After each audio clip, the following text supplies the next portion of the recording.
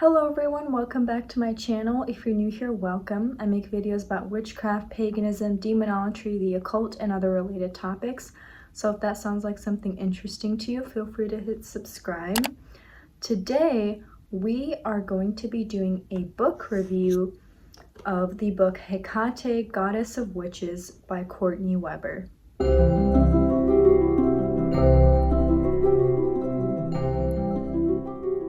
Now, I really enjoyed this book. I'm going to start off by saying that. That's it. That's the book review. We're done. I'm just kidding. But I wanted to really go over why I liked this book and kind of go over what the author did that I enjoyed. So the first thing is that Courtney Weber, she included some very powerful and moving personal experiences and stories about instances in which Hekate changed something in her life. At the very beginning, she talks about how she found Hekate and how she came to work with her. The first chapter is called Meeting Hekate, and I really think that adding these powerful and moving personal experiences is a wonderful way not to only start off a book, but to include in a book in general, because I love hearing about the author's personal experiences and being able to connect to that in some way, shape, or form. And she also includes very short excerpts from other devotees at the beginning of each chapter that kind of is pertinent to the chapter and gives the perspective of another practitioner. If you want to see what I mean, this is one of them. This is just the excerpt from the other practitioner here. And so it's about that length. Also, excuse my nails, I haven't gotten them done in a while. But it's about that length, and I just really enjoy the fact that other people's small little excerpts are scattered throughout the book at the beginning of each chapter as well. So personal experiences added, I really like that. But to balance it out, she also adds in a lot of factual information. So the history of Hekate, talking about her earliest records in general, pulling from the Chaldean oracles and different stories and mythology and artifacts that have been found, and just her history in general, and pulling from those primary sources, which I really enjoy. And it shows that the information is credible, and referencing those sources. I thought that was really important, and I really enjoyed how the author did that. She also talked about Hecate's roles among the Greek gods. She really went into the mythology, but not just reciting the mythology, but speaking about the mythology. So she not only she didn't just recite the mythology. In fact, there's very little of that.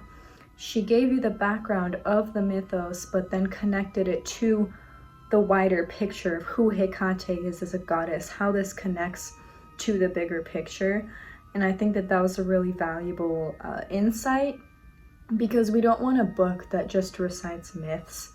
You know, adding the myths is great. She did add myths, but the whole point of someone writing a book about Hekate is that they're adding in the interpretation of myths and connecting the dots.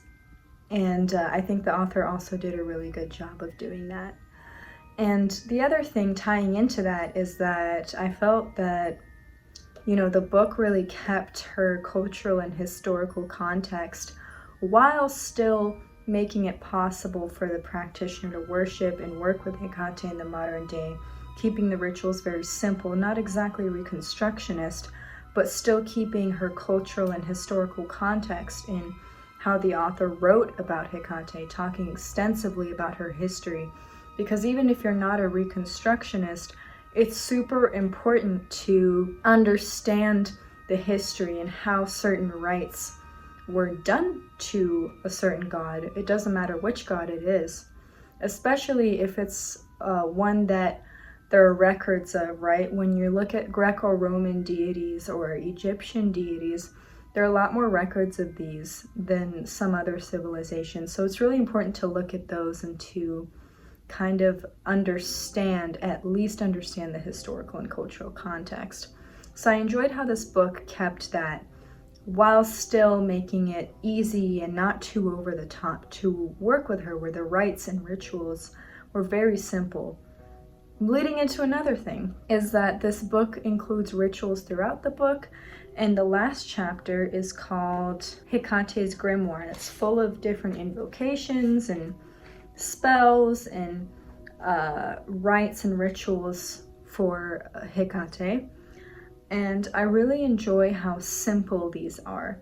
So minimal ingredients, some of them have no ingredients at all. There's one where you go out into the full moon and gaze at the full moon and chant her name or intone her name for 10 minutes.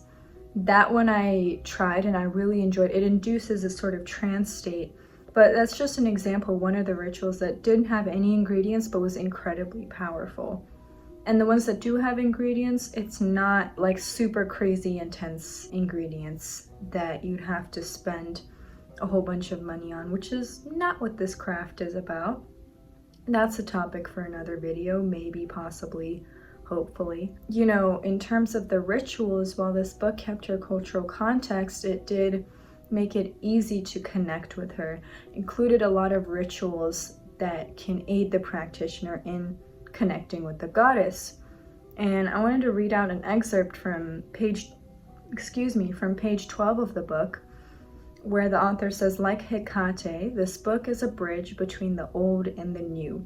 And I really think that the way I've been describing this book is probably illustrating that as well. I'd say this is a very balanced book, where the author not only includes historical and cultural context and primary sources and mythos and all of that in lore, but she also includes these modern day rituals and ways to connect with her that are practical and easy, and not easy as in you don't have to do the spiritual work, but easy as in it's possible for the modern day practitioner, rather than having to chase something that's inaccessible to most people. I really enjoyed how this book is a bridge between the old and the new. I would definitely recommend this book to people interested in Hekate, people who want to connect with her, people who want to read up on her, people who want another practitioner's experience or perspective on her. I think this book has it all. And also, the author really talks about her different aspects in depth, which I really enjoy. So she talks about Hekate as torchbearer, bearer of keys, her crossroads aspect, her aspect as goddess associated with death and spirits, and the associations of the crossroads of death and spirits, and her mother goddess associations, her fertility associations, historically as well. I really think that this book also did a great job with covering as much as possible in a book, covering her kind of all-encompassing nature, where she's not just one thing. She's not just a dark, scary goddess. That's part of who she is, but she's got all these other aspects too, as like the torchbearer and other things that this book really goes into. And I think it really tries to illustrate that about the goddess and really bring in and foster a sense of respect and awe. Also, can we please talk about how beautiful this art is by Laura Tempest Zakroff? Absolutely beautiful way to start the book, and I think that it's a lovely art piece, and it really does illustrate her liminality and kind of just her nature. So that is all I have for this book review, Hekate, Goddess of Witches by Courtney Weber. If you get it, or if you have read it, I hope you enjoy it or have enjoyed it. If you enjoyed this video, don't forget to like and subscribe to my YouTube channel. If you've read this book, let me know what you thought in the comments, and thank you for watching till the end. I love you all. Blessed be. Bye.